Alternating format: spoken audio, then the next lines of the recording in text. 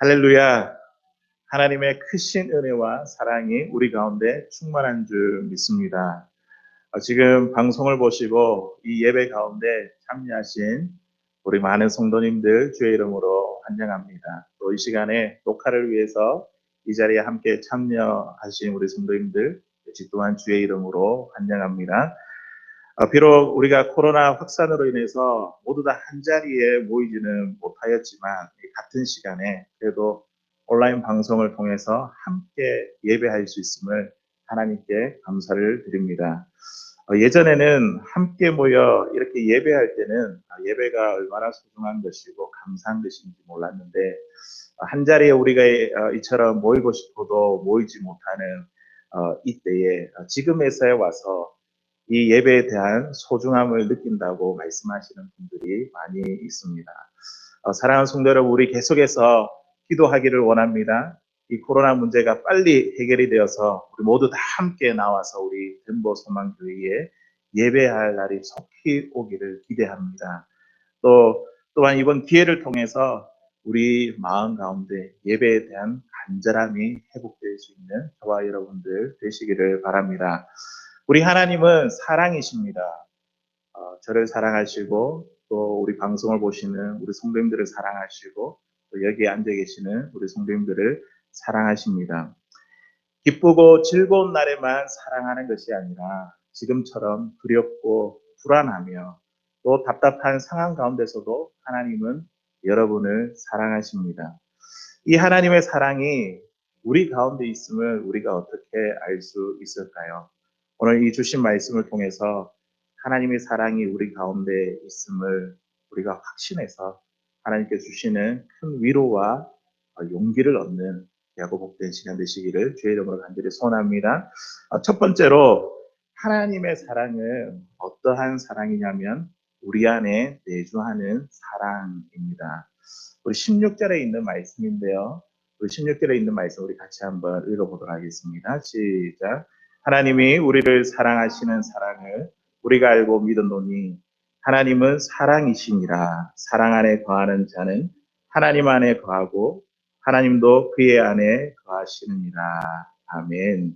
사랑 안에 거하는 자는 하나님 안에 거하고 하나님도 그의 안에 거하신다 말씀하고 있습니다. 하나님의 사랑은 우리 안에 거하고 계시는, 우리 안에 살아계시는 내주하는 사랑입니다. 오늘 읽은 말씀 가운데 보니까 이 본문에서 무려 네 번씩이나 반복되는 구절이 있습니다. 그것이 무엇이냐면 방금 읽었던 이 말씀처럼 우리 안에 하나님이 계시고 그리고 하나님 안에 우리가 있다라는 말씀입니다. 이 말씀은 곧 하나님과의 연합을 의미하고 하나님이 내 안에 지금도 살아계심을 말하고 있습니다. 하나님의 사랑은 내 안에 계신 하나님과 더불어 친밀한 교제를 누리게 합니다. 제가 신학대학원 3학년 2학기 때에 저의 아내를 처음으로 만나게 되었습니다. 연애를 오랫동안 하지는 못했지만 결혼하기 전까지 연인으로서 사랑하는 마음이 깊었습니다. 저희 신학대학원이 이제 천안에 있고 저희 집이 부산이고 또 사역지가 부산이다 보니까 일주일에 겨우 한 번 정도 이렇게 얼굴을 볼 수밖에 없었습니다. 주말에는 교회 사역을 해야 됐고 주일 저녁에서야 겨우 이렇게 짧게 만나게 됐는데 그 짧은 만남이 너무나도 아쉬웠습니다. 몸은 떨어져 있어도 또 강의를 듣거나 책을 볼 때 또 아침부터 잠에 드는 모든 순간을 사랑하는 사람에 대한 생각으로 가득합니다. 저만 그렇습니까? 여러분들도 결혼하기 전에 이런 사랑을 경험하지 않았습니까? 사랑하는 남녀가 사랑하는 사람을 그리워하며 늘 마음에 품고 있다면 그 남녀 안에 사랑하는 사람이 살고 있습니다. 비록 몸은 떨어져 있지만 남자 안에 사랑하는 여인이 있고 또 그 여인 안에 사랑하는 남자가 있습니다. 이것이 바로 내주하는 사랑입니다. 내 안에 하나님이 계시고 하나님 안에 내가 있습니다. 내가 하나님을 품고 사랑하며 늘 마음에 두고 그리워하면 우리는 하나님이 내 안에 살아계심을 느낄 수가 있습니다. 그런데 우리 반대로 한번 생각해 보십시다. 하나님 안에 내가 산다는 것을 한번 생각해 보십시오. 너무나 신비롭습니다. 하나님이 나를 이렇게 마음으로 품고 또 곁에 두며 그리워한다는 그 말씀을 한번 묵상해 보십시오. 이 말씀이 어떻게 우리에게 다가옵니까? 하나님이 정말 나와 같은 사람을 생각하실까? 아무도 나를 기억하지 못하고 알아주지 못하는데 하나님이 정말로 나를 품고 정말 나를 그리워하고 계실까? 높고 위대하신 그 하나님이 나를 가슴에 품고 그리워하고 계신다는 그 말씀을 생각하면 너무나 감격스럽습니다. 하나님 안에 내가 있다는 그 사실이 묵상하면 묵상할수록 정말 신기하고 놀랍습니다. 하나님이 여러분과 저를 품고 그리워하고 계신다는 그 사실을 생생하게 말씀으로 표현한 말씀이 있습니다. 스바냐 3장 17절에 있는 말씀입니다. 우리 같이 한번 읽어보도록 하겠습니다. 시작. 너의 하나님 여호와가 너희 가운데 계시니 그는 구원을 베푸실 전능자시라. 그가 너로 말미암아 기쁨을 이기지 못하시며 너를 잠잠히 사랑하시며 너로 말미암아 즐거이 부르며 기뻐하시리라 하리라. 아멘. 하나님께서 여러분을 그리고 저를 얼마나 사랑하시는지 말씀해 보니까 너로 말미암아 기쁨을 이기지 못하시며 우리 때문에 하나님이 기쁨이 충만하다 그렇게 말씀하고 계십니다. 너를 잠잠히 사랑하시며 이것은요 우리가 뭔가 하나님을 기쁘게 해서 하나님 기뻐하시는 것이 아니라 나라는 존재 자체로 나를 그냥 그저 그렇게 잠잠히 바라보는 것으로만 인해서 하나님께서 기뻐하신다는 겁니다. 그리고요 어떻게 해요? 너로 말미암아 즐거이 부르며 기뻐하시리라. 우리를 부르신대 노래를 부르신대 우리를 기뻐하신대요. 이런 하나님의 사랑, 이 스바냐 3장 17절에 있는 말씀에 보니까 하나님께서 정말 우리를 그리워하고 가슴에 품고 계시는 그 하나님의 모습이 그려집니다. 내가 높고 위대하신 하나님을 찬양하는 것은 우리는 너무나 당연한 것입니다. 하지만 하나님이 나를 향해 즐거운 노래를 부른다는 것, 이것은 정말로 상상할 수 없는 일입니다. 나를 향한 그 하나님의 사랑은 신기하고 놀라운 사랑입니다. 하나님의 사랑은 내 안에 하나님이 계시고 그리고 하나님 안에 내가 있는, 내가 내주하는 사랑입니다. 요셉은 형들에게 미움을 받아 애굽의 종으로 팔려갔습니다. 아버지 야곱의 아주 귀한 사랑을 받으며 귀한 아들로 자라났지 않습니까? 그런데 그의 삶이 한순간에 바뀌었습니다. 이 보디발의 노예로서 종으로 살아가야 했습니다. 그런데 성경은 이러한 요셉의 삶을 보며 뭐라고 이야기를 하냐면 그의 삶이 형통하다 그렇게 말씀합니다. 요셉은 보디발의 집의 종으로서 충성스럽게 집안의 일을 돌보았습니다. 보디발의 아내의 유혹도 뿌리쳤습니다. 주인 앞에서 정직하고 충성스럽게 자신의 도리를 다 했음에도 불구하고 그 결과가 어떻게 되었습니까?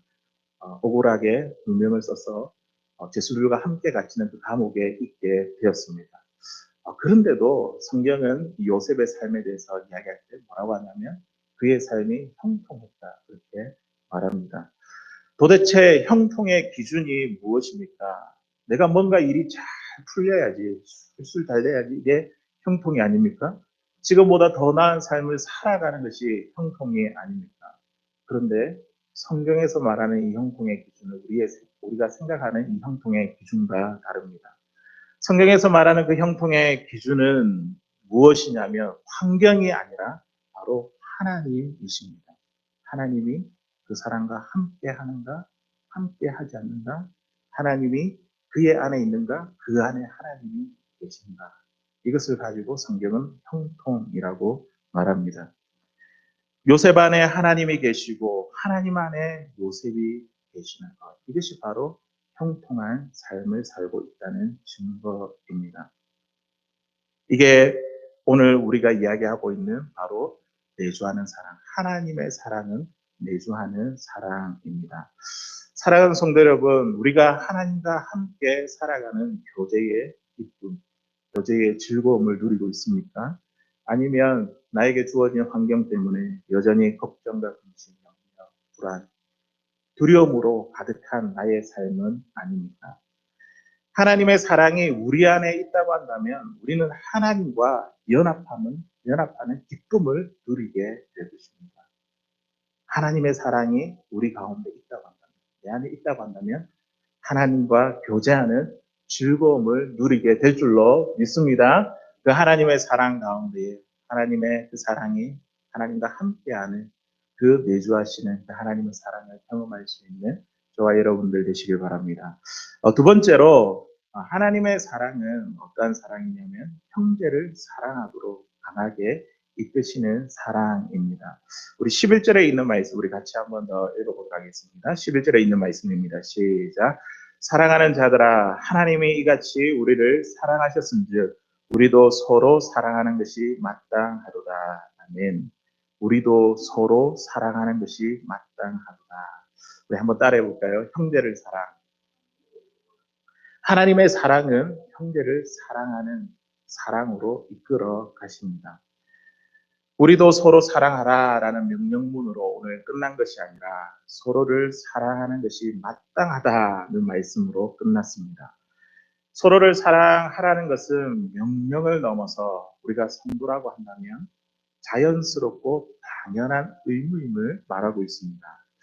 인간의 본성은 어떻습니까? 자기 중심적이고 자기를 사랑하고 자기를 보호하는 것이 먼저입니다. 그런데 우리가 어떻게 다른 사람을 사랑할 수 있습니까? 다른 사람보다 내가 먼저인데. 그런데 성도라고 한다면 하나님의 사랑이 우리 가운데 있다고 한다면 오늘 말씀해 보니까 다른 사람을 사랑하는 것, 형제를 사랑하고 서로를 사랑하는 것이 자연스럽고 당연한 것이라 그렇게 말씀하고 있습니다. 지금 같은 위기의 상황에 더더욱 이러한 말씀을 지키기가 우리가 너무나 힘든 것 같습니다. 어려운 것 같습니다. 사람들이 줄을 서서 생필품 그리고 음식을 사는 모습을 보면 나에게 아직까지 필요한 것도 아닌데 나도 그렇게 해야 될 것만 같은 그런 강한 욕구가 듭니다. 내 안에 있는 이 인간적인 본능을 통제해서 다른 사람을 사랑하려고 하는 이것은 우리에게 있어서 참 불가능한 일입니다. 믿는 자들에게 다른 사람을 사랑하는 것, 형제를 사랑하는 것, 서로를 사랑하도록 우리를 강하게 이끄시는 것이 있습니다. 그것이 무엇이냐면 그것은 바로 하나님의 사랑입니다. 하나님의 사랑이 우리 가운데 있으면, 우리 안에 있으면 다른 사람에 대한 긍휼과 자비의 마음이 생기도록 우리를 이끌어 가십니다. 다른 사람을 사랑하도록 강하게 이끌어 가십니다. 하지만 반대로 내 마음 가운데 여전히 긍휼과 자비의 마음이 없다고 한다면 내가 예수님을 지금 제대로 믿고 있는 것이 맞는가? 우리 자신을 돌아보며 우리 스스로를 한번 의심해 보아야 합니다. 예수님을 믿는다고 한다면 반드시 하나님의 사랑이 우리 가운데 거하게 되고 그 사랑이 서로를 사랑하는 것으로, 형제를 사랑하는 것으로, 다른 사람을 사랑하는 것으로 그렇게 강하게 이끌어 가십니다. 우리가 방금 읽은 11절에 있는 말씀에 보니까요, 하나님의 사랑이 우리 가운데 어떻게 거하게 되는지 자세하게 설명해 주고 있습니다. 11절에 있는 말씀을 보니까 사랑하는 자들아 하나님이 이같이 우리를 사랑하셨은즉 하나님께서 우리를 이같이 사랑하셨다는데 그 이같이 사랑한 그 사랑을 통하여 우리는 하나님의 사랑이 우리 가운데 거하게 되었습니다. 하나님께서 사랑한 이같이 사랑한 그 사랑은 무엇일까요? 독생자 아들 예수 그리스도를 이 땅에 보내어 주시고 그분을 십자가에 내어 주시기까지 사랑한 사랑을 말하고 있습니다. 여러분과 저를 살리기 위해, 여러분과 저의 죄를 대속하기 위해 하나님의 하나밖에 없는 그 아들 독생자 예수 그리스도를 이 땅에 보내시고 죽음에 내어주신 그 사랑을 말합니다. 하나님은 우리를 사랑할 때에 어떻게 사랑하시냐면 자신의 아들의 죽음과 바꿀 정도로 우리를 사랑하시는 사랑입니다.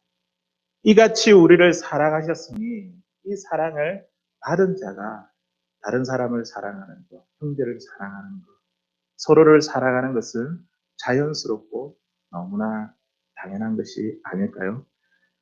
우리는 억지로가 아니라 우리 안에 있는 하나님의 사랑이 거하게 되면 하나님의 그 사랑이 형제를 사랑하도록 강권적으로 주장하시고 이끌어 가십니다. 사도 바울은 분쟁과 갈등으로 어려움을 겪고 있는 고린도 교인들에게 그리스도의 사랑이 어디로 이끌어 가는지 말씀하고 있습니다. 고린도후서 5장 14절에 있는 말씀 보니까요. 우리 같이 한번 읽어보도록 하겠습니다. 시작. 그리스도의 사랑이 우리를 강권하시는구나. 우리가 생각하건대 한 사람이 모든 사람을 대신하여 죽었은즉 모든 사람이 죽은 것이라. 아멘. 그리스도의 사랑이 지금 어디로 이끌어가고 있습니까? 한 사람의 죽음으로 지금 집중하고 있습니다. 그 한 사람의 죽음이 누구의 죽음입니까? 예수님의 죽음이죠. 그리스도의 사랑은 예수님의 사랑으로 인도합니다. 우리가 읽진 않았지만 그 밑에 계속 있는 말씀 보니까 그 그리스도의 사랑은 예수님께로 인도한 다음에 그 예수님의 사랑을 어디로 또 우리를 인도하냐면 형제를 사랑하는 것으로. 고린도 교회 가운데 갈등과 분쟁이 많았던 그 교회 가운데에 형제를 사랑하는 그 사랑으로 강권적으로 이끌어간다고 말씀하고 있습니다. 우리가 형제를 사랑하고 서로를 사랑하고 다른 사람을 사랑할 수 있는 것은 우리 안에 하나님의 사랑이 있기 때문입니다. 최근에는 마켓뿐만 아니라 마켓만 사람이 북적거리는 것이 아니라 또 다른 한 군데서 사람이 북적거리고 이 사람들이 이것을 구입하기 위해서 줄을 길게 서 있는 장면을 보았습니다. 그것이 어디 있냐면 사람들이 총기를 구입하기 위해 많은 줄을 서고 있다는 소식을 들으면서 큰 충격을 받게 되었습니다.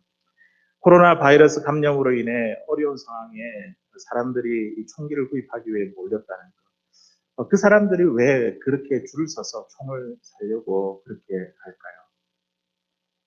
코로나 이 바이러스 확산을 막지 못해서 우리에게 이렇게 식량이 떨어지면 생존하기 위해 사람들이 이제 이성을 잃어버리고 약탈을 일삼을 그 일이 일어나게 될 거라는 그런 막연한 두려움과 공포 때문에 자기 자신을 보호하고 지키기 위해서 이렇게 총을 구입하기 위해 줄을 선다는 이야기를 들었습니다. 또 어떤 부자들은 이 코로나 바이러스를 피해 외딴 섬으로 피하고 또 수영장에 딸린 호화 벙커로 피난한다는 이야기를 들었습니다. 그들 가운데 하나님의 사랑이 없으니 이 사람에게는요, 인간적인 본능으로 자기 중심적일 수밖에 없고 그리고 자기를 보호하는 것이 먼저라는 것을 보게 됩니다. 하지만 하나님의 사랑이 우리 안에 있다고 한다면 우리는 나보다 더 어려운 형편의 사람을 생각할 것입니다. 하나님의 사랑이 어려운 사람의 그 형편을 보고 우리가 돕도록 강권적으로 역사하실 것입니다. 한국에 있는 어떠한 교회는 이제 온라인 예배를 이렇게 대체하다 보니까 시간이 지속적으로 오래되다 보니까 교회의 운영이 굉장히 어렵게 되었습니다. 그런데 그 교회 가운데 감사함으로 고백하는 것이 무엇이냐면 코로나 바이러스 이전보다 구제 헌금이 더 많이 들어온다는 것이었습니다. 성도들이 나보다 더 어려운 사람의 형편을 생각하고 이렇게 헌금하고 돕는 것, 이것이 우리 가운데에 하나님의 사랑이 있다는 증거가 아니겠습니까? 제가 기독교 역사를 통해서 그리스도인들이 지금과 같은 이 전염병에 대해서 어떻게 대처했는지 한번 이렇게 알아보았습니다.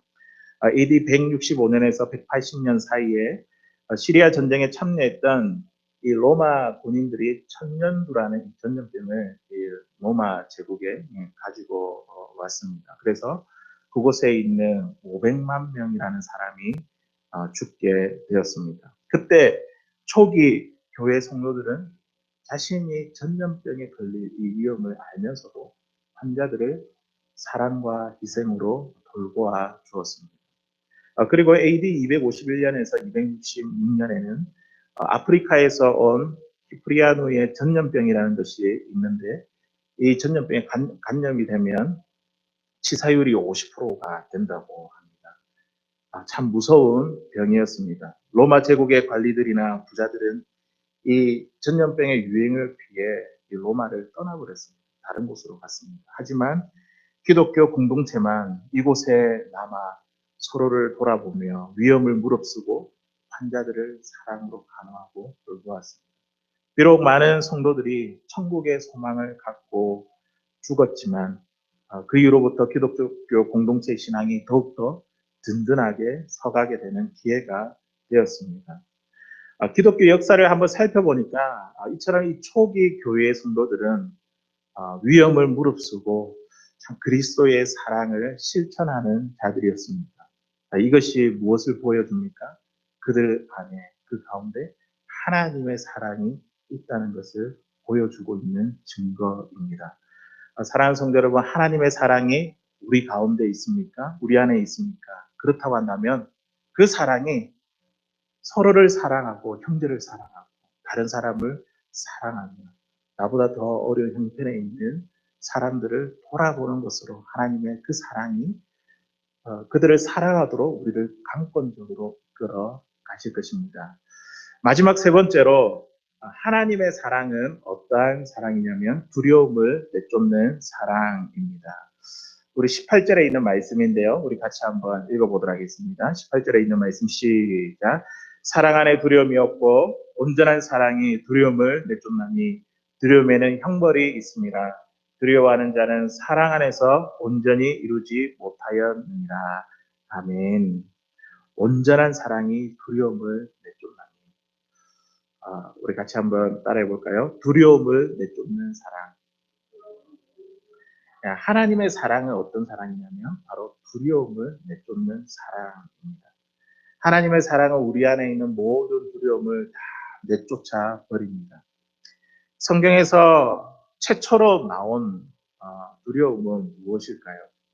아담과 하와가 하나님의 말씀에 불순종하여 선악과 열매를 따먹고 난 후에 그들의 마음 가운데 두려움이 임했습니다. 하나님께서 아담을 부르시죠. 아담아, 아담아, 네가 어디에 있냐? 그때 아담이 뭐라고 이야기합니까? 두려워서 숨었나이다. 인간에게 있어서 최초로 두려움이 생겼습니다. 그 두려움이 생긴 이유가 무엇입니까? 하나님의 말씀에 불순종한 죄 때문에 인간의 마음속에 두려움이 찾아오게 되었습니다. 이 죄로 인하여 인간에게 슬픔이 찾아오고 고통이 찾아오고 질병이 찾아왔습니다. 결국 인생의 죽음이라는 죄의 아주 가장 악독한 증상이 인간에게 찾아왔습니다. 사람들이 죽음을 두려워하는 이유가 무엇일까요? 아무리 흉악한 범죄자라 할지라도 죽음 앞에서는 무섭고 두려워 떠는 것을 보게 됩니다. 왜 죽음을 두려워할까요? 히브리서 9장 27절에 있는 말씀에 보니까 두려운 이유에 대해서 이렇게 이야기를 합니다. 우리 같이 한번 읽어보도록 하겠습니다. 시작. 한 번 죽는 것은 사람에게 정해진 것이요 그 후에는 심판이 있으리니. 아멘. 죽음 이후에 우리 인생의 심판이 있다는 것을 우리의 인간이 본능적으로 알기 때문에 이 죽음이 두렵게 다가오는 것입니다. 사람들이 코로나 바이러스를 두려워하는 이유가 무엇입니까? 외출이 금지되고 집에만 있어야 되며 관공서가 다 셧다운이 되고 우리 하고 있는 이 비즈니스 이 사업을 문 닫는 이유가 무엇입니까? 이 코로나 바이러스가 죽음과 관련 있기 때문입니다. 감염되면 죽을 수도 있기 때문에 사람들은 무서워하고 두려워합니다. 하지만 오늘 말씀에 하나님의 사랑은 어떻다고요? 이 모든 우리 안에 들어있는 두려움들을 다 내쫓아 버린다고 말씀하고 있습니다. 죽음을 두려워하지 않고 마지막 날의 심판을 두려워하지 않게 하는 것, 그것이 바로 하나님의 사랑입니다. 하나님의 사랑은 우리를 담대하게 만듭니다. 히브리서 11장에 등장하는 믿음의 영웅들을 한번 살펴보십시오. 그들은 엄청난 핍박과 고난 가운데서도 죽음을 두려워하지 않고 복음을 전했습니다. 조롱과 채찍질을 당하고 결박과 옥에 갇히는 그런 시련을 당했습니다. 돌로 치는 것과 호불호 펴는 것과 칼로 죽임을 당하고 궁핍과 환난과 학대를 받아도 고난과 고통을 두려워하지 않았습니다. 그 이유가 무엇입니까? 그들 가운데에 그 안에 하나님의 사랑이 거하고 하나님의 사랑이 그 속에 있으니까 그들이 모든 두려움을 떨쳐버리고 담대하게 나갈 수 있었던 것입니다. 하나님의 사랑은 우리 성도들 안에 있는 모든 두려움을 다 쫓아냅니다. 우리에게 담대함을 갖게 됩니다. 성경은 이러한 자들을 뭐라고 이야기를 하냐면 히브리서 11장 38절에 있는 말씀에 보니까 이런 사람은 세상이 감당하지 못합니다. 아멘. 세상이 감당하지 못하는 자들입니다. 하나님의 사랑이 우리 안에 있으면 세상이 우리를 감당하지 못합니다. 하나님의 사랑은 세상에 대해 담대함을 갖게 만듭니다. 이탈리아는 전 세계 두 번째로 지금 코로나 확진자가 많습니다. 그리고 사망자가 전 세계 가장 많은 나라가 되었습니다. 많은 의료진들과 환자들이 코로나 이 사투를 벌이고 있습니다. 이때에 이탈리아의 한 무신론 그 의사가 하나님을 믿게 된 그 간증이 이게 알려져서 많은 사람들에게 감동을 주고 있습니다. 인간이 할 수 있는 일에 끝나는 거기에서 우리는 하나님의 필요함을 느꼈다고, 필요함을 깨달았다고, 그 사람의 이 일을 통해서 하나님을 믿게 되었습니다. 율리안 우르반이라는 의사인데요. 그분이 나는 이제 하나님의 임재를 믿는다라는 제목으로 간증을 올렸습니다. 이분이 올린 이 간증을 잠깐 읽어드리도록 하겠습니다. 2주 전까지 나와 나의 동료들은 무신론자였습니다. 이것은 이상한 일이 아닙니다. 우리는 하나님의 임재 같은 것에 의지하지 않고 사람을 치료하는 논리적인 학문을 배웠습니다. 나는 언제나 나의 부모님이 교회 가는 것을 비웃었습니다. 9일 전 75세의 한 목사님이 확진자로 우리에게 도착했습니다. 그는 점잖은 분이셨고 호흡하기에 심각한 문제를 가지고 있었습니다. 병원까지 그는 성경을 가지고 왔습니다. 그의 주위에 죽어가는 이들의 손을 잡아줄 뿐만 아니라 그들에게 성경을 읽어 주었습니다. 그의 행동이 우리에게 깊은 인상을 주었습니다. 우리가 처음 그의 전하는 말을 들을 때에 약간의 시간이 있었음에도 불구하고 우리 모두는 그저 피곤함에 눌리고 낙담한 의사들이었고 정신적으로나 육체적으로 끝난 상태였습니다.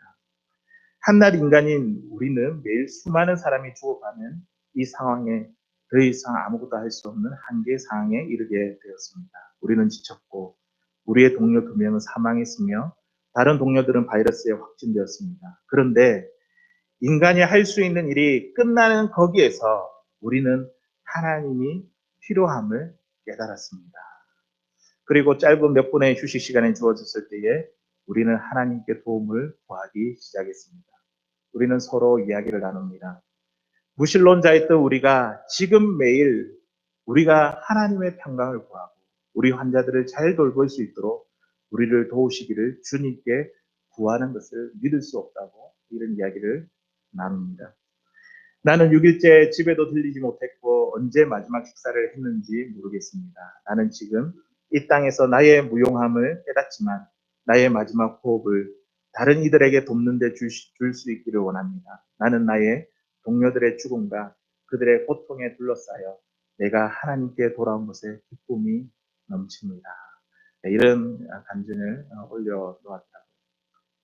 한 무신론 의사가 이번 이 코로나 사태를 통해서 환자들을 만나고 그들을 돌봐주면서 인간이 할 수 있는 그 일들, 그 일이 끝나는 거기에서 하나님이 필요함을 절실히 깨닫게 되었습니다. 그리고 나서 그의 모습이 달라졌습니다. 매일매일 하나님의 도우심과 하나님의 평강을 보였습니다. 그러면서 그런 힘들고 어려운 상황 가운데서도 그에게 감사가 있고 기쁨이 넘치는 것은 무엇이냐면 하나님께 돌아온 것에 대해서 내가 기쁨이 넘칩니다. 그렇게 간증하고 고백했습니다. 사랑하는 성도 여러분, 하나님의 사랑은 우리가 가지고 있는 모든 두려움을 다 쫓아내는 줄로 믿습니다. 코로나 사태로 우리가 두렵고 답답한 마음은 크지만 우리 안에 하나님의 사랑이 있음을 믿습니다. 그 하나님의 사랑으로 우리가 이 땅 가운데 살아갈 때 두려움을 느끼시고 그 하나님의 사랑으로 이 세상을 이기는 담대함으로 살아갈 수 있는 우리 성도님들 되시길 바랍니다. 하나님께서 오늘도 우리들에게 평강을 허락해 주십니다. 우리 하나님은 사랑이십니다. 여러분을 사랑하십니다. 그 하나님의 사랑이 우리 가운데 있습니다. 주님과 함께 살도록 지금도 우리 가운데 역사하고 있습니다. 그 사랑이 다른 사람을 향할 수 있도록 우리에게 강권적으로 역사합니다. 하나님의 사랑은 우리 가운데 있는 모든 두려움을 쫓아냅니다. 그 하나님의 사랑으로 하나님과 함께 그 교제의 기쁨과 즐거움을 누리며 나아갈 수 있는 그 사랑하는 우리 모든 소망교회 성도님들 될 수 있기를 주의 이름으로 간절히 소망합니다.